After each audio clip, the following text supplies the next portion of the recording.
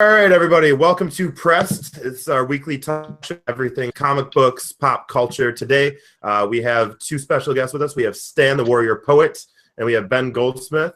We're going to be talking everything to do with the Venom verse, the convention scene, the Viking Queen going on, and then also Source Point Press that's happening previous. I'm Frederick Packard. I'll be your host, and let's just get this thing started. So first, I'm going to introduce Stan. If you just want to say hello and tell everybody who you are and why the hell they should listen to you. Well, I would listen to me because I'm a smart-ass, miserable bastard, and I am Stan, the writer of the Rejected series from Source Point Press. It came out in 2017, and this is the season we're going to start pushing it like crazy. So, Ben Goldsmith, I live out in Boston. They keep me in an opium den, which is a fun place to live. And then I wrote Seance Room and currently working on some other projects. It's very weird to hear Stan say that we're pushing it this year because I've spent many hours next to that man. And it's news to me that it has not already been pushed. I do what I can. Nice. It's nice. What are you said you're working on a couple projects. What projects can you talk about it right now? In terms of the projects you're currently working on? No, in all time. Are we allowed to swear on this? I asked that in every Yeah, don't fucking swear, no, you can swear as much as you fucking want. On the all-time Dude Meter things to say, I'm about to hit like a 8.5 with I cannot talk about what I'm working on right now. Fair enough. Okay, that's fair. And then, my name's Frederick Packard. So I co-wrote Soul Survivor. I co-wrote Skyland. I'm currently working on about 3 other book series as well. I have Tales of Crown and then Reddit. So let's dive into it. The first topic for the day, I kind of want to talk, kick it around the table here and see what you guys think about this. So it's just announced that Tom Holland, so Spider-Man, is going to be in the Venom verse with Tom Hardy. So what do you guys think? Do you think this is a good move? We have Sony, who obviously controls the rights for Spider-Man, and now he's going to be in Sony's Venomverse. What do you guys think about that? We'll start with Stan. Well, first of all, Tom Hardy is going to be the shit. I like his attitude. I like the way he acts. I like the way he looks. Tom Holland is a teeny weeny little man, and it's going to be a really, really good contrast between the two. Now, I read in an article that Venom will not be the bad guy. That's not a spoiler. It was on some kind of comic news, but he's going to be in the beginning parts of Eddie Brock's life before he becomes attached to the symbiote. Okay. Now I know this is. I believe it's supposed to be a rated R film. I think they're going darker. So do you think that's going to clash at all with the way that the Marvel universe is set up right now? It better help it. I mean, do you really want to watch My Pretty Pony 9 more times from Marvel? I mean, with rainbows and glitter and little fucking bows in their hair? No, come on. I want to see a fucking superhero movie. Give me Red Hulk. Give me Hulk or Planet Hulk. You know, give me something vicious. I want to see something like, DC's been killing it with the dark, brooding. I love that shit. Give me some angry Hulk.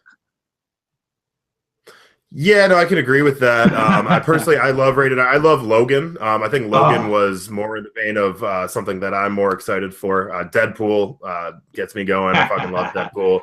And I love that kind of dark, twisted. I think superhero movies and the genre needs to evolve and not keep it just all PG-13. I think it needs to evolve with the original people that got into it, and now they're older and want more mature content. What do you think, Ben? Well, actually, I was just thinking. Well, first of all, the Tom Holland. I love what Stan said about the fact that that differential between the size of them, because that was obviously what was lacking in the Spider-Man 3. That as a kid, man, you looked at Venom and he was just this like brute, and he was awesome. And he was a force of nature, and then we got Yeah, so I think that's a great point. To be honest with you, I didn't think too much about it. Once I heard the news, I was just like, oh, that's smart integration. In the same way that the anti that is when the Flash from TV was not integrated into the movie, and it was like, well, what you already have. Yeah, but Ezra Miller killed it. don't get me wrong, Ezra Miller, great. I actually really liked it. But at the same time, you've got this, super Spider-Man movie that has already done boffo box office. Do we like the old-timey Hollywood terms, by the way? Boffo box office. Look at the gam. Guys, when you get one. I'm hankering for some old-timey shit. Stan, hankering just in general. Like, that's just the thing Stan does. Stan hankers. I'm actually a little older than both of you, I think. So I remember the TV commercial on Saturday morning where there's a friggin' hunka, a slabber chabber chunka, a hanker for a hunka of cheese. Yeah, it was like the government cheese commercial back in the day when they were like, oh, was it? This is good for you. It sounded like how you said that you're just a little bit, older than me. That's cute. Cute. I'm 64, but I look great. He does full beard. You know what? You keep up. You keep up. I know you can do this magic. Can you cut to a picture of him right now while I'm talking? Because while you're editing this, because he wears the hat. And usually, guys who wear hats and have beards, that's usually the hiding thing. But not Stan. Stan's actually got a nice head of hair under there. Yeah. There it is. Got so much hair. Check this out, though. Look how far back this shit goes. I have pictures of me a couple years ago, and I look good. That's all right. You got to put the pictures up. That's his wife laughing. No, that was my son. Oh, okay. Anyway, so I do think that it's a terrific integration, just like Freddie Packard and Travis McIntyre. Yeah, I didn't see that nose go clean up that ass, man. Holy shit! Smells are you trying to get to stay at Freddie's house for San Francisco or San Diego? Well, actually, that may have been a Freudian slip, to be honest with you, with Ben's pants. Listen, all right, let's get this out of the way real quick. All right, before he makes another. I have a habit of wearing capri pants at conventions because I find them to be exceptionally cool, and it just helps me keep my focus at conventions. So he has sexy ankles, so you can't really go wrong there. So that's actually gonna be a great thing to bring up when we start talking about conventions. About I have zero respect for a man in capri pants, but that's fine. You're a Patriots fan. I expect nothing less. So that's okay. We also call him Capri Sun, by the way. That brings up an interesting point, is that for some reason, Freddie just assumes everyone wears capris. You know what? Fair. We all wear Uggs all day long, just like Tom. Everyone in Boston wears Uggs. Oh, Jesus. Do you guys realize that they were a $25 surfing boot in the 90s? I had like 12 pairs of them. They're junk. Well, they were junk. Yeah, they were surfing boots. You put them on after you got out of the water to walk to your car. That's what they were invented for. That's wild. Yeah, I used to get them for $20 at the surf shop. That's like when you find out that Bose headphones were originally for porn sets. Did you know that? I don't know that, but I'm wearing them right now, and they're the only headphones I'll wear. Well, no, I just made up that last fact, but didn't it sound real? I gained a lot of respect for Bose. Yeah, I'm happy that they're plugging my ear holes. Fucking Snapple bottle. Here we go. Snapple Ben over here. All right. Real quick. So in terms of Venom and Tom Holland playing Venom, I just want to get into this really quick one more time. Do you think that they're going to keep it with when you see Tom Holland in this universe, do you think that they're really going to go full on R, or do you think that they're just going to kind of mix it a little bit? Because if you're just kind of talk about like moving Deadpool over into, say, Ant-Man or what have you with that, do you think that they would bring on R into a PG-13 movie just like that, or do you think they're going to bring the PG-13 to the R? How do you guys think they're going to handle it? It's going to go RR because the next one's Carnage. The end of I'm not spoiling anything really. I mean, I haven't seen the movie, no one else has, but what I've read, the villain is going to be Carnage at the end. So I would lose my shit. Carnage, I think, is one of the most underrated. I mean, it's not even really underrated. People love Carnage, but everybody's Venom about Carnage. Carnage is like the Freddy Krueger of superheroes. That's why he's like a horror character, like for real. Yeah. That's why I like him.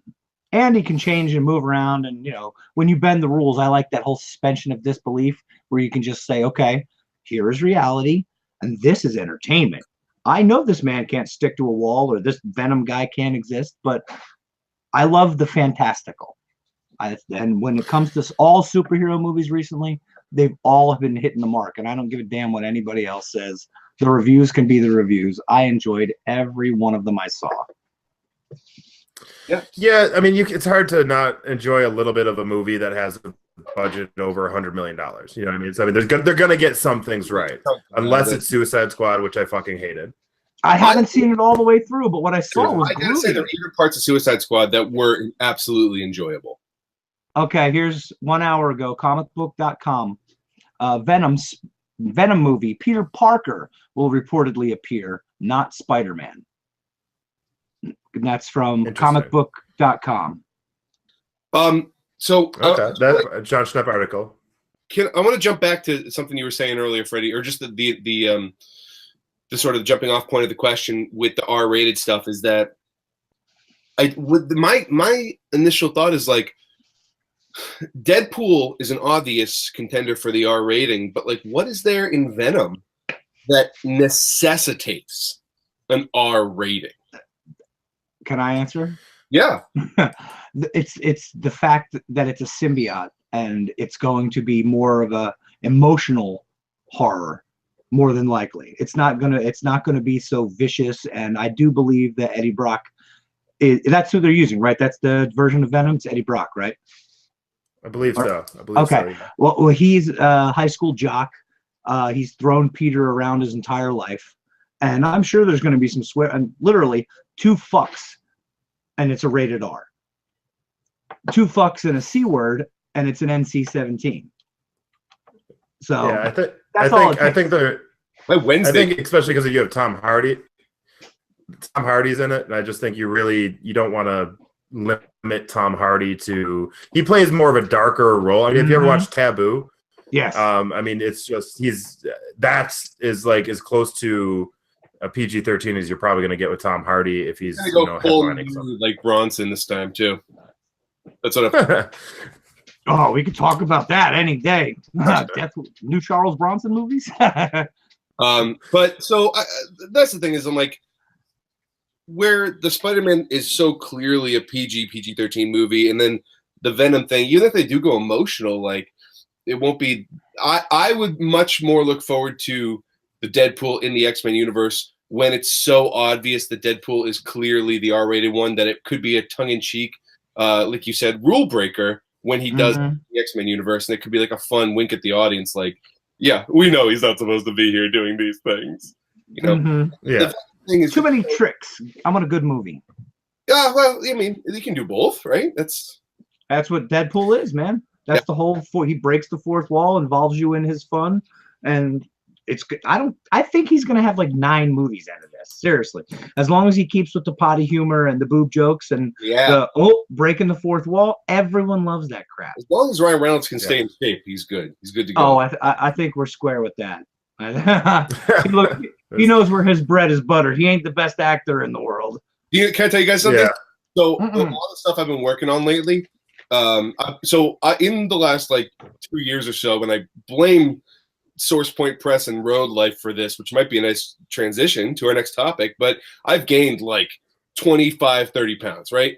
So I found myself lately in all the stuff I'm writing, adding more scenes in where it's like, guy in great shape takes shirt off, and I think I'm starting to like live through the comics now. Have you guys? Do you do that ever? You're like, ooh, I'm not feeling so great about myself. This character should probably.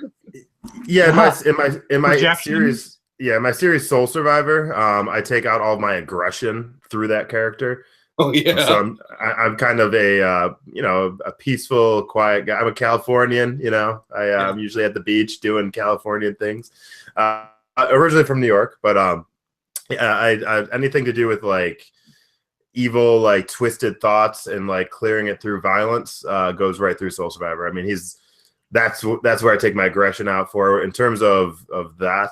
Looks wise, not so much. I don't really write too many scenes. That's why. Look at that perfectly beard. Yeah, it blends perfectly into the hair. Yeah. It's unbelievable. The property, doesn't he? One of the remodels. I take my aggression out with these. Yeah. Listen, Freddie, you have not met Stan in real life yet, right? In real life, Not in real life. This is just. Are we So, in the Matrix? Stan's story. Speaking of Tom Hardy, this is Inception. I'm actually planting this into your subconscious right now. So Good luck with that in my head. So Stan will tell you a story because I've been on the road with Stan a bunch of times. And Stan will tell you a story, and for a second you go, no, and then you'll just like, yeah, no, that adds up. Like so many of Stan's stories, you just are unbelievable to the point of coming back around, and you go, no, yep, that checks out. Yeah, no, I have I can provide references and stuff like that too, but I don't know what the statute of limitations is. I had a colorful youth, man. You guys didn't have as much fun as me in the 90s. That's all. This will be the first podcast with annotations afterwards. Yeah, I'm gonna be beeping out everything. And all right, so let's transition into our next. Seeing as you guys are a little bit more adverse to this, I really do want to pick your brain. So this is gonna be my first year on the convention scene with Quran Comics. Very excited. Good luck, man. So I'm going to be at C2E2. I'm going to be at El Paso's Comic-Con. I'm going to be in Terra, California's Comic-Con. We just booked the San Diego convention, not the San Diego Comic-Con, but the San Diego Comic, whatever it is. It's the second one that they do here. And then we have, there's like one more that I'm missing. So I have 5 conventions I already booked for the first, and then Boston Comic-Con. We're doing the Boston Comic-Con as well. Wait, you're coming to Boston? Coming to Boston. Oh, why would you do that? So that's where my business partner, Joshua Valier, that's where he's originally from, is Boston. And he really wanted to do his home convention. So we're going. Drive all the way the hell up there? we have a booth with 2 booths. So Source Point Press has a booth, and we have one right next to him. So we're gonna have a booth with you guys. So we'll be right next to you. But so I'm super excited for that. But what I want to know is this. So I'm like, we're going through the whole thing. We're buying our banners. We're getting the stuff for the tables. We're getting the tablecloths. We're doing this whole thing to get prepared for it. I want to know what your tips and tricks are. Once Ben stops masturbating over there, I don't know what the hell he's doing. There's just a really great episode of Golden Girls on. Let me finish. There we are. Lobster bisque all over the 13-inch black and white television with the rabbit ears. Oh my! All right, so real quick, let's get into it. What are your guys' tips and tricks for conventions? What would you recommend? Why don't you each give me 3 things you would really recommend for a convention? If you got more, sure, absolutely. But we'll start with you, Stan. What do you got? All right. So first of all, dress for the show. Know where it's going to be. Know what the floor is like. Make sure you're wearing shoes that aren't going to rip your fucking feet up. Casey. Then no, but Casey does such a smart thing though that it's actually one of the most brilliant things. Freddie, do you know what she does? No, this is his first show. Oh yeah, that's right. So Casey Pierce, writer of Nora and Pieces of Madness, she wears ungodly, uncomfortable shoes, and then sets a number for herself that once that number is hit, she can take those off. It's genius. Oh, I didn't know that. That's pretty effing smart. Yeah, that's what she does, man. That's why I started wearing long pants. And once I hit 100, I can, let the ankles free. So I'm going to wear a straight jacket unless I hit 100, and then I'll take it off. Yeah, there you go. Oh, we might ask you to keep it on. It's okay. I can get out of them. All right. Sorry to interrupt. No, it's all right. When you're done preparing and figuring out where the show's going to be, what the floor is going to look like, don't go in there looking like a rookie. Get a black fitted tablecloth. Get one 8-foot. Get one 6-foot just in case. Get yourself a $40 black backdrop on eBay, and keep your table clean. Keep your table tight, and most of all, engage with the people. Because if you just sit there like a lump of shit, you're going to end up only being able to sell 500 books in 7 years, which I did until I started with Source Point Press. So be prepared. It's not as fun as you think it is. It is work. It's a job. Don't go out, get pissed drunk the night before, and then expect to come in and make a bunch of sales. I have a particular problem with sitting still. So I can only be in one place for so long before I got to bail and then come back. So that kind of makes it difficult for me. It's something I'm working on. But yeah, So that's really all there is. do you recommend being on the other side of the table then? So like I know a lot of people, they sit down, like, so there's a barrier between you and your client or your customer. Do you believe in being on the other side and As long, like cattle calling people in, if you will, or do you say sit, let people come up and talk to them? We do both. When I am at a small show, when it's small, or when I'm not with SourcePoint Press, I'll remain behind my table but standing, and I'll engage people in front of me as they walk by. And when one of them is interested or wants to talk, I come out from behind my booth, shake their hand, put the book in their hand, so that it's get a couple of yeses, and suddenly they're a yes when you come to buying. So get the book in their hand, get them to look at it, point out the stuff that you think is the coolest in the book. Feel confident in the book that you have, especially if it's one of yours, and just do your thing. Then you have big shows where Ben can attest to this. When SourcePoint Press does a big show, we're in an exhibitor area, so that we can do those outward sales, where I can take 2 steps away from the table and grab a guy and be like, "Hey man, you want to look at this?" and then bring him back to the table. But you really can't do that in a small artist alley, because the artist will start throwing stuff at you. Unless it's Copics, then take those fuckers and run. They're expensive. Yeah, that's a whole nother conversation I'd like to have eventually, is about like table etiquette, if you will. But we can get into that in a different show. Yeah, we need to teach Ben that. Oh, you stuck with your dad's. And then Ben, what do you got? What do you got for just a couple little things here? Yeah. Well, it's interesting because I have the last one I did was with Stan, and it was a small show that we did together. And I don't think I got out from behind the table once for that.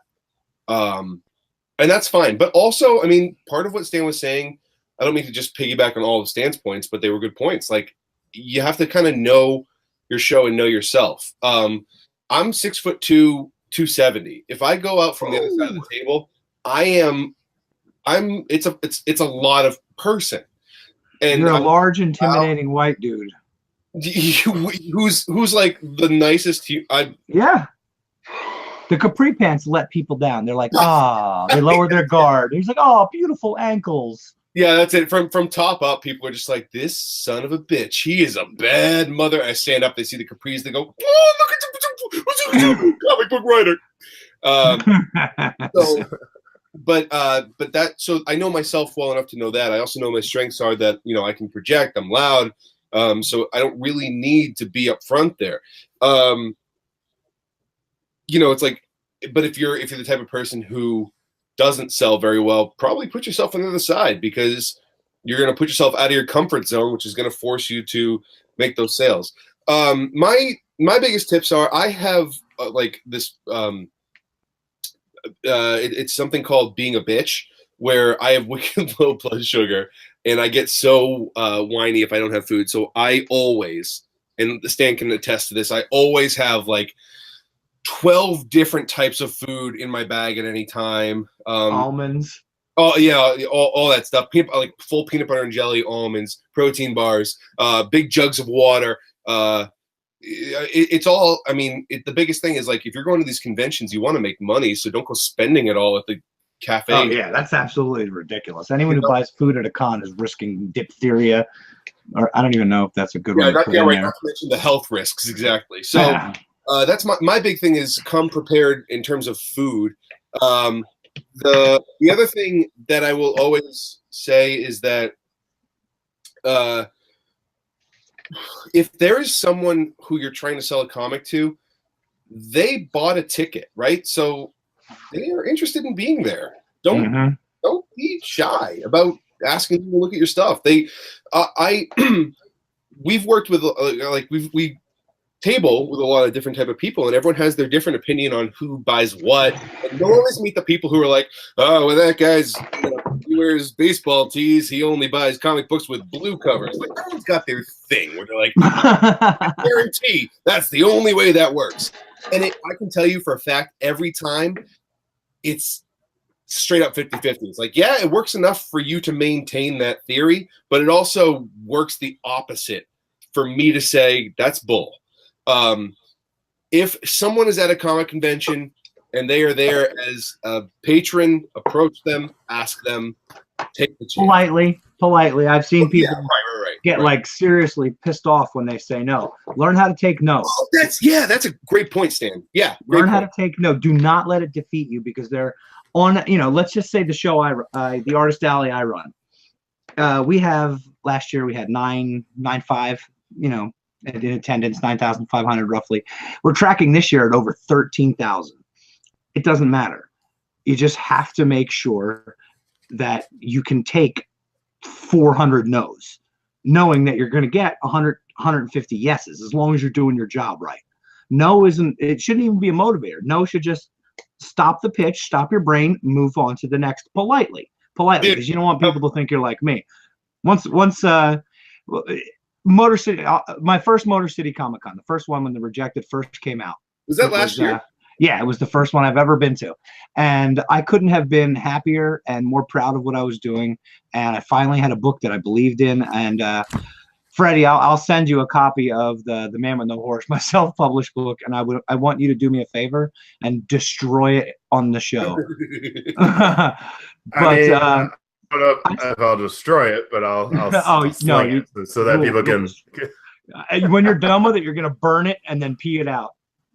So the other thing about no is don't let it hurt, because it's not you. It's that guy wants a picture of Joey cosplayer, or in my case at Motor City, I had a small sliver of table right there at the end, right between the booth for Xenoscope and Source Point Press. And I don't need big space. I don't take up a big footprint. As long as there's a pile of books there, I can stand in front of the table. I really don't need much. But right next to me, and I can show you, I'll send you the pictures so that if you're editing together, maybe you could throw them up. The Xenoscope girls had those booty shorts on. And I understand the way they market that. That's pretty cool if that's your, target audience.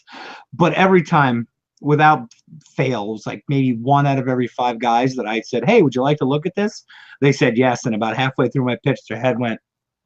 And at that point, I just said, you know what? That's not a no. I can't compete with booty. So I just said to the guy, I said, look, just, head over there and come back here when you're done and we'll talk about the book. And I did actually get a few people come back and do exactly that. But these are the things you're going to face. When you're at a Comic-Con, you're going to have people next to you and behind you. There's no room. Half of them are rude. The other half don't even care about you. So get used to no. That's important. Yeah, I think that's a very important lesson just for life in general. And I think, what was it, Wayne Gretzky, who said it best, miss all the shots you don't take. And I cannot believe I just quoted that. But no, it's definitely true. Definitely true. You need to put yourself out there. I'm excited. I mean, I come from a natural sales background. I mean, I've been doing sales for the last 10 years of my life, whether it was as a manager for Verizon or what have you. I was driving sales teams, so I feel like this is going to be a nice transition. I'm going to be so much more passionate about it because it's my own products, and I'm also repping Source Point stuff. So I'm really excited for that as well. So for me, I'm ready for the challenge. I think, to your point, that's one thing I'm wondering is, does it make sense? Because I know when I was at Stan Lee's convention, I was helping out with the Box Masters and helping promote that book. There was cosplay girls everywhere, right? And it was kind of, to your point, it was kind of distracting from what the convention was for, in terms of like the comic books and things like that. More people were interested in taking. Go ahead, Ben. You say it so I don't get in trouble, Ben. It's I mean, I want to hear what Freddie was going to say first before. No, fucker, you do it. Be honest, because I can't be. You can't be. That's the fucking first time you said that. So I in the last couple of years, I've really taken the position that a raising tide rises all ships. That being said, I don't know what the convention scene was like before the cosplayer thing, but I will say this, is that I know for the cross-generational crew of salespeople, it is a very strong bone of contention. Yeah, people don't like it. I personally think it's cool. I wish I had the balls to do it. I don't need to express myself that way, but so I do it through writing. So I really can't make fun of someone's, hobby, but what I get is having been involved with comic shows and all these other things, what exactly is a professional cosplayer? I mean, that's not a job, right? I know it is now, and I accept that, and I'm fine with it. But where the hell was that when I was in high school? My guidance counselor never said, hey, dude, you can go to school and learn how to dress up like Superman and make mad bucks at a Comic-Con. Yeah. Well, You know what I mean? in terms of where the hell was that in high school, I don't know if there was even dial-up when you were in high school. So I'm not sure if you would have found out about that regardless. But I graduated in '84. That's not too long ago. I was 5 years removed from being born, almost. Actually, 5 years from that point, I was being born. Oh, that was a lie. I graduated in '93. Oh, okay. Well, still, I was only 3. I was 3 years old. And look how we're in the same circles, which is the best part about it. So that's I think what's really great about comics, convention scenes, things like that. It brings people together that normally probably wouldn't be together because you're in such different circles and you meet such cool people. I had a great experience meeting everybody. I mean, Travis, Bob. Did Bob do the finger in the butt thing to you? No, and I don't know what that is, and I don't know if I want to know. No, he's not here right now, so I'm going to lambaste him a little bit. Yeah. No, it's actually really nice. It's like it's gentle and loving. Looks you in the eyes. It's never bigger than a pinky. Yeah. Well, at least there's that. You're going to realize real quick. All of us East Coasters. Freddie, what did you notice about the cosplayers at the LA thing? Because this is first impression stuff.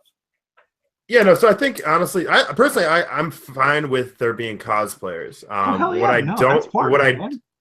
Right, and I'm completely fine with that. What I don't like is when the cosplayers are the people that are there with just a ticket to go in, and then they're taking away people from booths.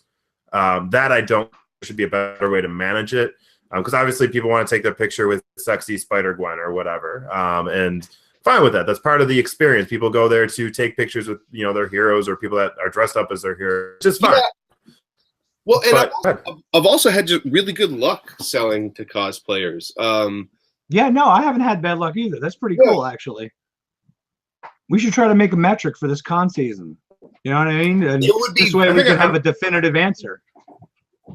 I think it's one thing if you have people that are cosplaying your characters driving people to your booth. It's another thing if you have somebody dressed up as, I'll just use Spider-Gwen again as example, and they're outside, and then people that are walking by are paying more attention to that versus the actual comic books that are on the table. That to me, because we had Billy Bob Thornton, right, and then we had a line out the door, which was great. However, you had Stan Lee's booth across the way, and then you had a bunch of people that are dressed up, and people were paying more attention to the girls and things like that versus an actual book set happening. So you're from it's just certain thing, but it's a give and take. I think you just need to deal with it, roll with the punches. I'm not like hating on it because personally I love the cosplayers and I love what they bring to the table. I just think there should be a better way to manage it where it's not distracting people from what the goal of a comic book convention is. Okay, so being from Southern California, I think you can probably appreciate this. Prior to the characters lining up at the Grauman's Theater, it was a shithole. Be careful with that word, buddy. Oh, that's right. We don't want cosplayers from shithole properties. I don't live with any cosplayers. We're good. But are you saying where you live is a shithole? Is that what you just said? Thank you. The fourth wall again. Deadpool. I've known you long enough now to catch the lightning fast little blitzkrieg Stanisms. I mean, that's a case where it's like that entire area was revitalized and became a massive tourist attraction and actually became safer and cleaner after all of a sudden these argue. It's called gentrification. I mean, sure, of course, it was bound to happen. but that was sort of like a lightning rod of attention to the place. And from what I've seen, I think the same thing happens at the conventions, because I know a lot of people. I mean, Freddie, have you told people, I'm going to conventions this year? Yeah, no, I just started sharing the news on like Instagram, handles right here. And And does anybody ask you what you're going to do? No, I don't have a handle right here. I'll show yeah, you. you need my to handle. update your software. But does anyone You think that's it? always ask you, Freddie? They're like, "What are you going to dress up as?"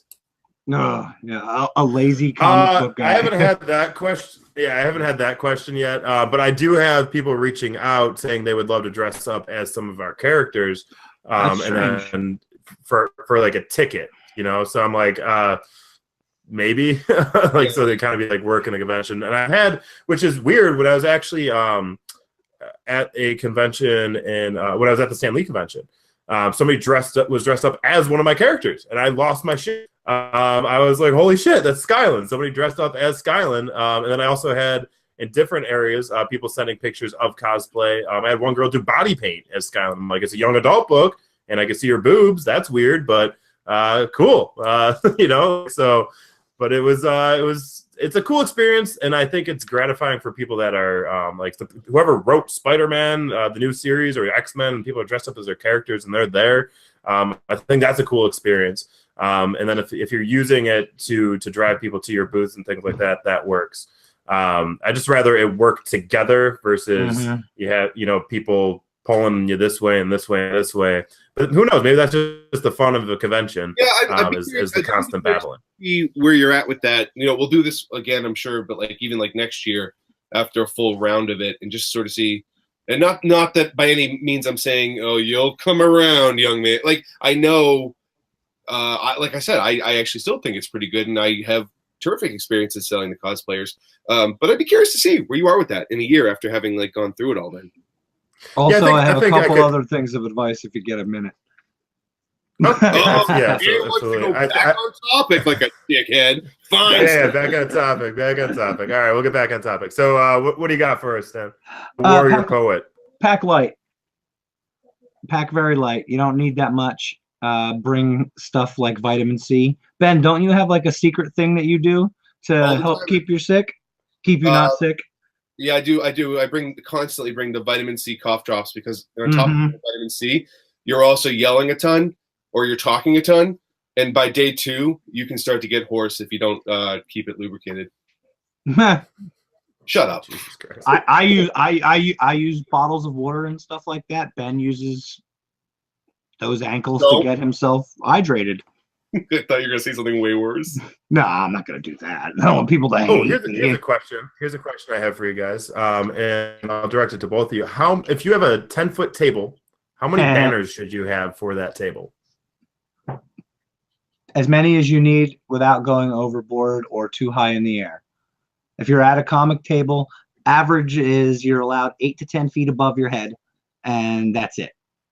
That's the other thing I wanted to say with the cosplayers. That would be a marketing thing, and most cons won't let you do that. They won't let you send out unless of course you're a vendor handing out coupons. Yeah, most of the time that you would have to keep those people closer to your table if you wanted them to promote your stuff, if you were bringing them in yourself. Now, you know, you don't have to say you brought them in. Just saying. I mean, you know what I mean? There's ways around everything. Yeah. But definitely Purell. Yeah, bring some Purell with you because you're going to need it, especially out where you are. The last time I was in a California con, it was nice because once you got into the air conditioning, it was groovy. But outside having a cigarette and then walking in, I was soaked. And so was everyone else. And I have mad respect for your West Coast cosplayers, because you guys have it like at a different, you're at a Hollywood level. You got people with cash that can build these Iron Man mega suits, and you have all the designers and all the fashion people out there that can like build this stuff. And it's out here, we have a couple of professionals that do a really damn good job, but they're just regular guys. Right. And so the work they do, it's like, holy shit. Like Ben, you saw the 8-foot R2-D2 with the spinning shield and stuff like that, didn't you? No, where was that? That was at the, I think it was at the Garden State show last year. I thought you were going to say at Garden State there was the guy from Overwatch who was like the 9-foot. Yeah, that was crazy. But yeah, I mean, when there's the infrastructure for FX and costumes is definitely. Yeah, no, that's definitely a cosplay heavy area. New York was awesome. New York Comic Con had all kinds of awesome cosplay. It's always so funny too, because you know that the people who are like serious about it, and you can see them coming through the airport with 12 luggage. Mm-hmm. So each one's a piece of the thing, and you're like, "Oh, you are dedicated, sir." I had to help Bumblebee put his cosplay into a car at New York Comic Con. Oh, Jesus. Yeah, the cops are I'm sitting there bullshitting with the cops on the corner having a cigarette, and first thing I asked them, I asked all kinds. Every time I go to a con and there's a police officer there, I'll ask him flat out. I'll be like, listen, I know that every time you see a fake gun, you twitch a little bit, don't you? Yeah. Like, how the hell can you walk around in a place with a million fake rifles, fake handguns? I mean, you could see the tips, but doesn't that like set you off in some way? And they're all like, yeah, just for the first day. It's like, okay, at least you're honest. Yeah, Well, but then that Bumblebee pulls up and we put him in. Story over. It's definitely fun to talk to people about it who aren't in on it. Like when you, especially like the cops, like they see it totally from the outside, and it's such a different world for them. And the convention scene, like being in that world, is such a specific type of person that it's always fun to be like, yeah, or the people working the coffee stands be like, what do you think it is? You know? see my badge? I'm important. I'm so excited. I'm so to just dive right into it, really. I mean, I can only watch so many YouTube videos on what to do at a convention and be like, I'm ready to go. Hey, and I've been to San Diego Comic-Con a few times. I've been to the convention up in LA, but that's really it for my convention going experiences. So I'm excited to really dive in and get my feet wet. Hey, Freddie, what were you saying, can I add another one real quick? Yeah, we have time. Mm-hmm. The sort of in the vein of the whole Neil. Who's fucking Stan? Are you laughing? I didn't say shit, yo. Capri Pants, keep up with your story. I'm gonna fart on you so many times next time I see you. I can't even say what I'm gonna do. Lubricate? No. Raw dog without a bag, motherfucker. In the same vein as like the Neil deGrasse Tyson "We're all made of stars" thing, an overarching positive for me about conventions is that everyone who's there is there for love. Like they're all there because they're very passionate about what they do. One of the biggest things I always tell people who don't go is I'm like, you name another place where there are as many people as close together for as long and no one fights, you know? Yeah. Because you aren't doing what I'm doing at the Philly show. I see plenty of that shit. Oh, really? My God. My experience has been overwhelmingly positive. It's usually girls too, to be honest with you. Oh Lord. Yeah, cosplay stuff. You know, someone accidentally rips a. Like seriously, this is like oh my God, you just ripped my 115-hour costume, and then it's like, oh no.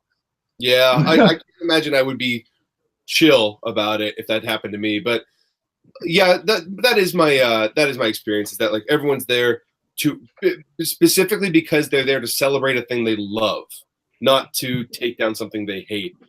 You know what I mean? So that's one thing to remember when you're there is just appreciate that collection of people who at some point in their lives were probably ostracized for something along the way that they were passionate about and that they dedicated a lot of time and memory space to. And now they get to actually be in a place where other people have spent a lot of time dedicated. I completely agree with everything you're saying right there, because honestly I think that's the beautiful thing about a convention, getting your ass up and going to those conventions and doing that. That was my big takeaway when I was there, is just the people and like that. And that hopefully before it wasn't me bashing on cosplayers, because that's not what I was trying to get at. It was just more along the lines of like my business mind being like, sometimes I could take away from the bottom line if there's too much distraction. But my overall point is, yes, I completely agree with you. Growing up, people were picked on for being into superhero movies. People were picked on for reading comic. There was like this bad vibe around comic books. Oh, you read comic books, you're a loser. And it's just like, and it couldn't be the furthest thing away from the truth. And also, if you go into Europe does more comic Comic books are a bigger thing in Europe than actual novellas and novels.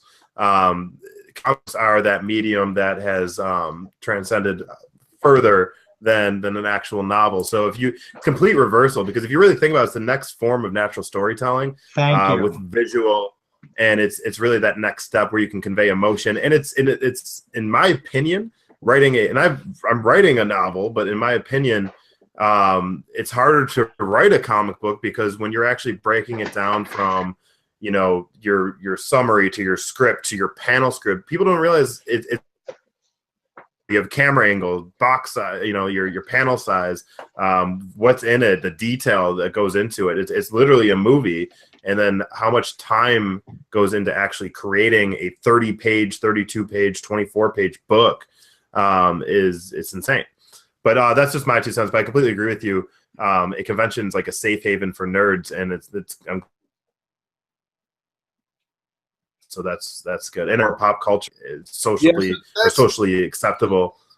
For me, just as a capstone to the conversation about what to expect when you go to conventions, take care of yourself. But and shit gets expensive, and people get cranky because the days get long, and you've been up on your feet. But just don't forget that like there's a lot of people who are really digging on what you're digging, and enjoy that for that very brief amount of time it exists. I actually, before Rock and Shock, which we did in Massachusetts, which is a kind of a horror festival thing, I literally got fired that day from the job that I was at for disagreeing with a supervisor and not being able to shut up. Did you hit him? And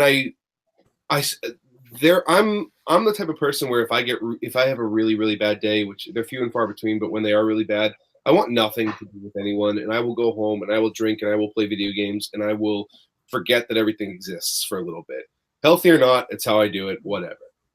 That particular day, the one thing that kept me going was the fact that I knew that I could go hang out with Bob and Josh and Steve and Sharar and sell comics and talk about comics and be around that crowd. It was extremely cathartic. So, just don't forget that. Completely on board with you on that. And I think it's, as a creator, I think it's, I'm very excited. That was the most fun I've had in a very long time, was being around. So I went up to Stan Lee's convention. Like I said, I helped out with the Box Masters thing.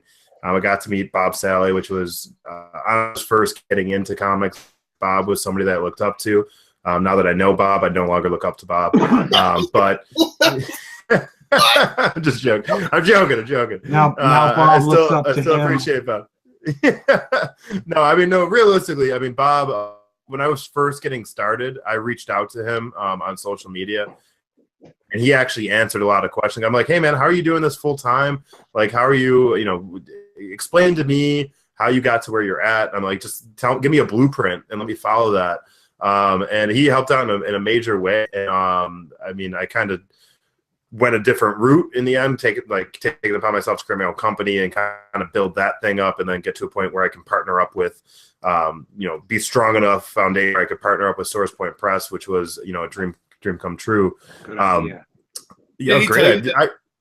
Did he tell you that the key to success is always wearing a Boston Red Sox hat and then constantly correcting people when they ask you if you're from there and telling them you're from Kansas originally or some shit? I don't even know what the story is. But this is my opinion on Boston. I'm from Buffalo, New York originally. I know I live in San Diego, but I'm a diehard Sabres fan, so fuck the Bruins. I'm a diehard Bills fan, so screw your Pats. All right, I don't give a shit about your Patriots. They've been running the division for the last 20 freaking years. I'm over it. They can go to hell as far as I'm concerned. It's really strange because I'm enjoying the hell out of that, so I don't understand why everyone else isn't having a great time with it. Well, I guess I can kind of relate because when the Bills went to 4 Super Bowl straight, everybody in the world was sick of the Buffalo Bills, and now they've been irrelevant for the last 18 years. Finally made the playoffs, but this isn't a sports talk show, so I'm not going to get too into it. Had they won one of those attempts, they would have been, looked a little better on. Ooh, yeah, they probably would have been known as one of the greatest dynasties of all time. However, that didn't happen. The NFC East destroyed at the end. We lost to the Redskins, the Cowboys twice, and the Giants. So that's a whole nother story and another reason why I drink a lot. But moving on. moving on. So I do want to let's get back into the whole source point thing. There's a Kickstarter going on right now, which I think is very important that we talk about, which is Viking Queen. Viking Queen and all story. And I would like to. I'm personally, I'll be backing that tonight. So it's run through by SourcePoint Press right now. It's a Kickstarter. I think they've already overfunded on the first day.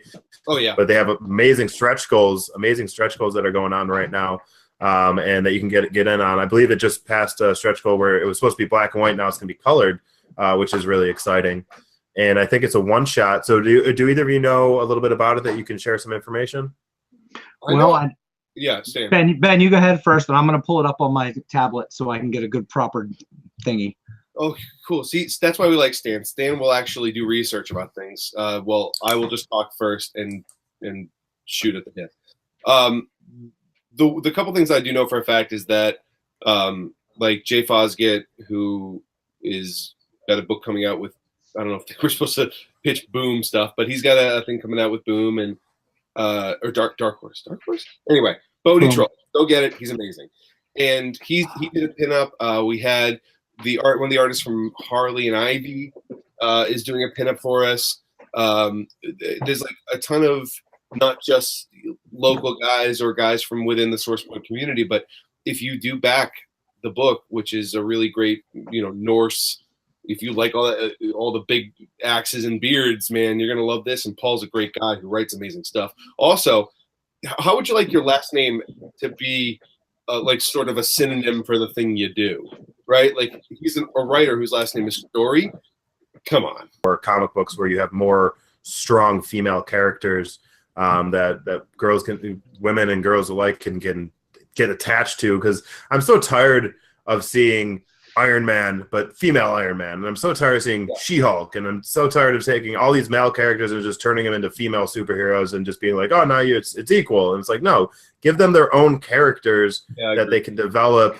They shouldn't just be, we have this as a male, this needs to be the equal as a female. It needs to give them their own strong characters. Stop treating them like idiots. I'm tired of it. Secondary characters. Exactly. That's because I'm tired of the Tony Stark. Yeah, Tony Stark is Iron Man, right? Yeah. Whoever the female Iron Man is, in my opinion, and this is a completely different kind of second character that you're seeing. I have no idea who that is, and nor do I give a shit to find out. Well, and the problem maybe call her female Iron Man. Like it'll never not be female Iron Man. I wonder if the outfit has boob bumps because it wouldn't need it, right? Really? See, that's the wouldn't need it. I guarantee you it does. Dumb. I have some of the Viking Queen stuff up if you guys want to hear a little bit. Yeah. Let's hear about it. Okay, right now, it's we're Viking. There are 3 of the stretch goals unlocked. The first of which is a Viking print by Mike Norton. That's unlocked. The second stretch goal was unlocked, and it's an exclusive print from Jen Graves, I believe it is. And she does the Gotham Girls art. And then, of course, the final of the 3 that have been unlocked is an exclusive Viking Queen print by the amazing J.P. Fosgate. And so that's tastes like and then I have the straight up Kickstarter open right now. If you guys don't mind, I'll give it a couple of. It's got a couple paragraphs, and I'd really like to just spit it out if you don't mind. This way we give it its proper. Is that okay? Warrior poet. Spitting some game. Here we go. You have the stage, my friend. I don't think I'll rhyme this. I'll just read what it says because writers don't like that. So, what's the Viking Queen, you ask? At least we hope you do. Otherwise, a lot of words are going to be wasted here. It's the tale of Elvgen, Queen of Svelinor, a small kingdom in the land of Norveg, and her battle to keep said kingdom and the land at large from being overrun by Ovaria, bringer of chaos. Elvgen has a loyal warband, a big axe, and having a frost giant mother in her favor. At least that's what people say.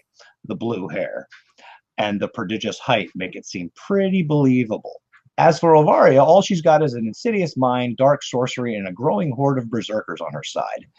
Art by Kevin Caron. Can someone pronounce that properly? And my dog attacks. I thought that was Freddie. I was like, damn, he's excited. So after rescuing a fleeing prisoner from a pack of Ovaria's killers, Elvgen learns that the bringer of chaos is bringing it right to her doorstep. Elvgen isn't one to back down from a fight, so she hatches a plan to bring her face to face with the enemy and end the threat to Svelinor and Norveg by depriving the berserkers of their leader and Ovaria of her head. If only it were that simple. Gentlemen, that is the story. Tasty stuff. And the best part about all of it is right now they're sitting very, very pretty. They have 140 backers with 12 days to go. That is fantastic. That's definitely a great start for any book. I mean, I know it's a one shot, but much interest right off the bat is kind of huge. I think this will be a good transition right now. I don't know if I'm, as the host, I'm supposed to be like, this is the time where we transition, but fuck it. So we're going to kind of get into this a little bit. So dive into this a little bit. So Source Point Press. So for those of people that are just tuning in right now, or you're new to this, we're kind of talking about who we are. So both the guys and gentlemen I'm talking with right now with Stan and Ben both write for Source Point Press, which is an independent comic book publishing company. And then my company partnered up with them, and now you have two independent comic book companies working for the same cause, which is content, and bring them to you wherever you may be, and hopefully reach every convention across the country and get into every shop. So that's our plan. We're sticking with it. But a big step forward that's happening right now, and the time has struck, and the time is right for Source Point Press, and they're finally going to do it.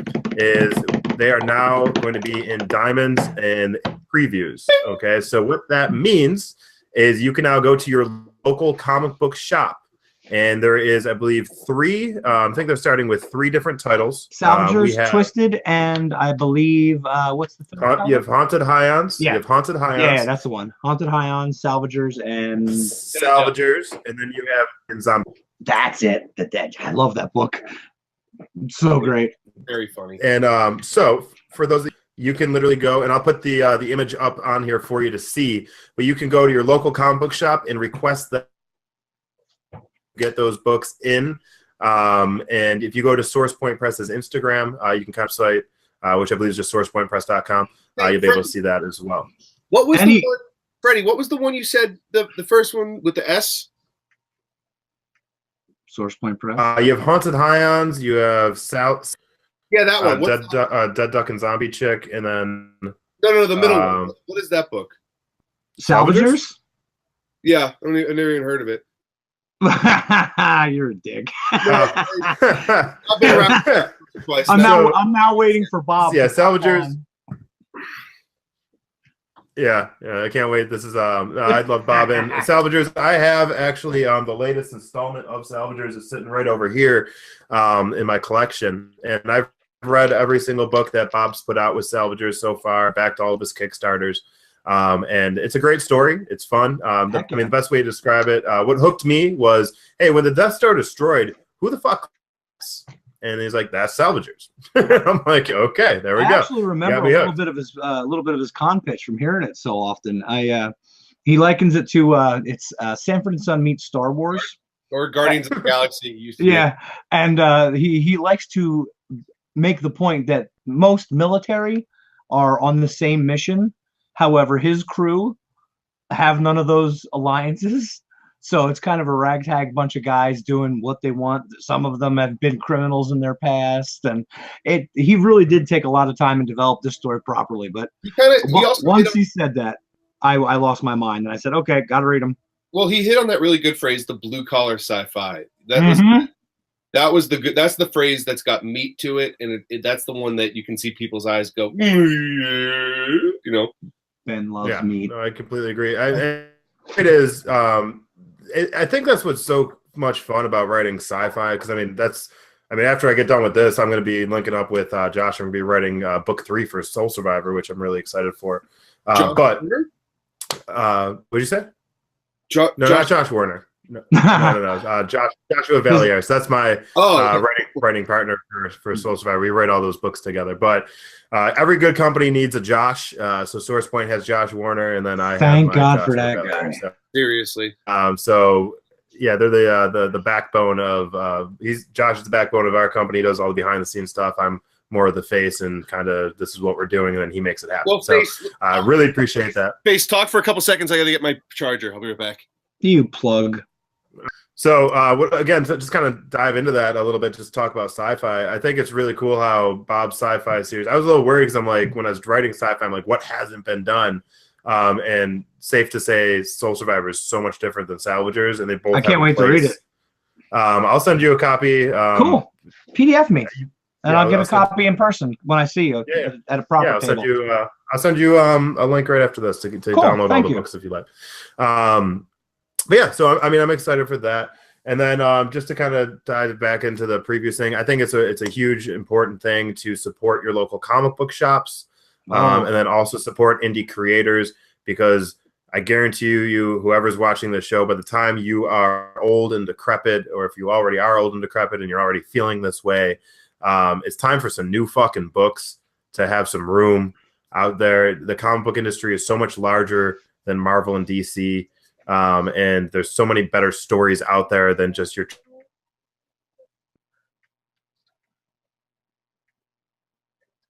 expand the minds, expand the horizons, and see what these independent creators. And when I say independent creators, because they have, you know what I mean? Where it's like you have to go this route. There's out there, and these stories are really great. I mean, think of all the movies that spawned from some of these great stories. 300, V for Vendetta, The Watchmen. I mean, like, there's so many great graphic novels. Cartoons. Oh yeah, absolutely. And some of these great stories. Yeah, some of these great stories, like Firefly. I love the TV show Firefly, and Fox royally fucked that up. And that continued on in graphic novels and stories and comics, and Avatar, The Last Airbender, the graphic novels and the comic books carrying on, the story of Aang, and carrying on the story of, Katara. Katara. How do you clean your spear? Korra. What'd you say? How do you clean your spear? Carefully. You run it through the wash. If you could, second, I'm going to adjust my camera. I really just have to show you this because it's one of the greatest things ever. See this wooden thing behind me? Yeah. Okay. See that red dodgeball? That's signed right up there. Right above my finger? Yeah. Oh, okay. Right there. Okay, yeah. That's a signed Alan Tudyk dodgeball. That's awesome. Yeah, we got pirate. It says "ARG" on it. That's great. Oh, that's great. So I'm gonna kind of wrap up the show here really quick, guys. I like to do one thing at the end of the show, ask a random question, and then we give a point. I give a point to I think wins this debate. So posted an image earlier, and I want to know who wins in a fight: Old Man Logan or Deadpool to the death. And I want to know who you guys think is going to take this fight down. And we'll start with Ben, because we've been starting with Stan a lot today. So let's start with Ben.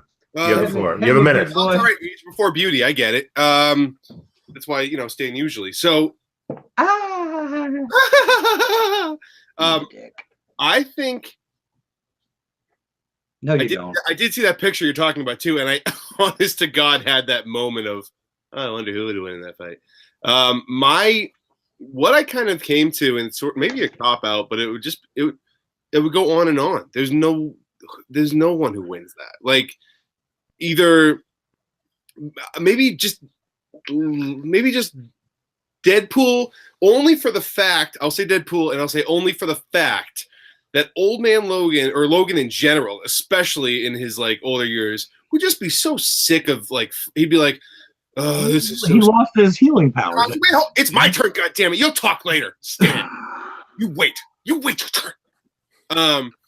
He would just, like, Deadpool would be bored of it too, because Deadpool would want to go play something like a game or some shit, or like he'd see a squirrel running across and want to like go chase it. But the thing is, he would also be stubborn enough and bully enough in his own like well, I know that this pisses off Old Man Logan, so I'm going to stick around and I'm going to keep fighting him, keep killing him, because they're going to kill each other and come back to life. So the whole killing thing doesn't matter. So at that point, it's a matter of who's got the most will. And Logan has the most fortitude, but Deadpool has the most will just for the sake of being right. So that's why he would stick with it longer, and Logan would just give up and get bored and move on because he's got other shit to do. Deadpool. So you're going with Deadpool. So Deadpool wins the fight for you, and I can see your point. But let's see what Stan has. Stan, you have an opportunity to win this. Let's go. What do you got? Well, unfortunately, you picked two people that can regenerate from one cell. So right. There's, like I said, the only way to actually kill Wolverine is to remove his head and take it away. That's the only way, because he can't regenerate his head. From what I've read, and I've read it recently too, because this was one of those things online, who would win. But Deadpool can resurrect himself from a single cell. A single tear in one comic book actually brought him back. Logan can be completely stripped down to bones and still function.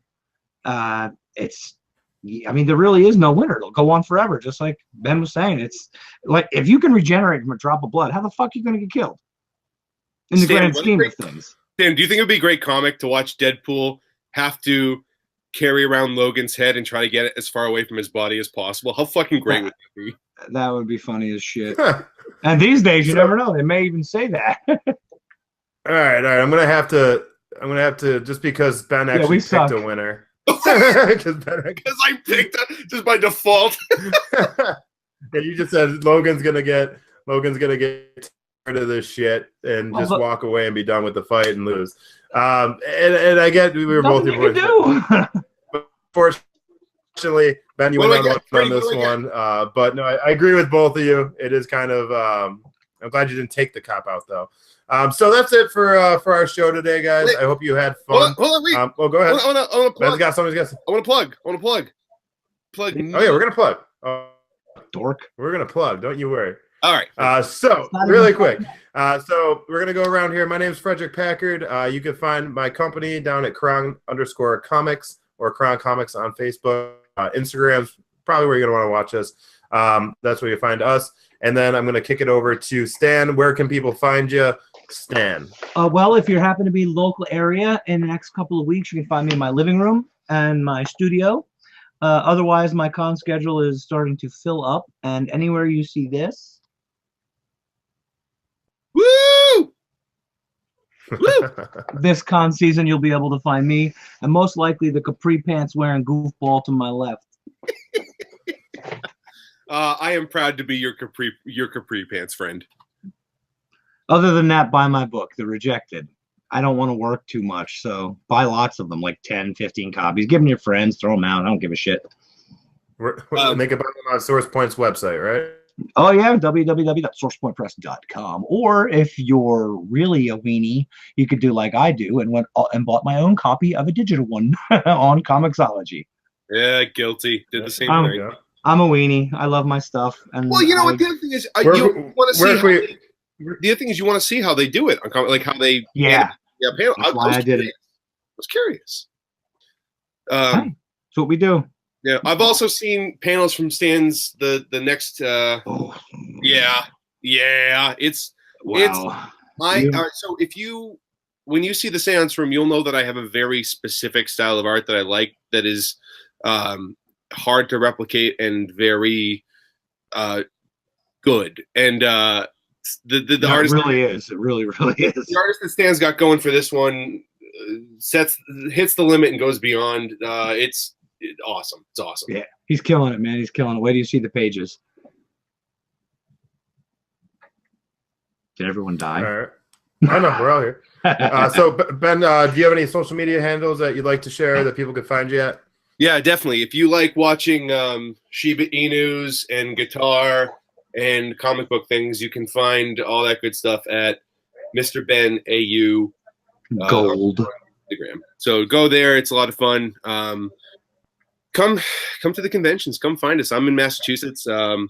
And even though I am a Patriots fan, I do like all teams, so I welcome all conversation. I just really like to see the people, and We have so much fun at the conventions and at the booths. Stan, me, Bob, Josh, Travis, all of us. Casey, come by and join it. You know, that's the way to do it. You can get your merch. Yeah, we can get you can get the Seance Room, which is my comic, which is one-shot horror stories, much like Black Mirror, Twilight Zone. You can get that on sourcepointpress.com. You can go to seanceroomcomic.com, which is set up as if the place is a real place you can go visit and everything. Fun website. And I have a bunch of new projects coming out. You just got to stay tuned. This is going to be a really, really, really, really big year. Beautiful. Beautiful. Man. All right, guys, that's it for the show. Thank you for joining us. We are excited to try doing this every week. And then we'll get this out to you. Thank you for watching. Appreciate you.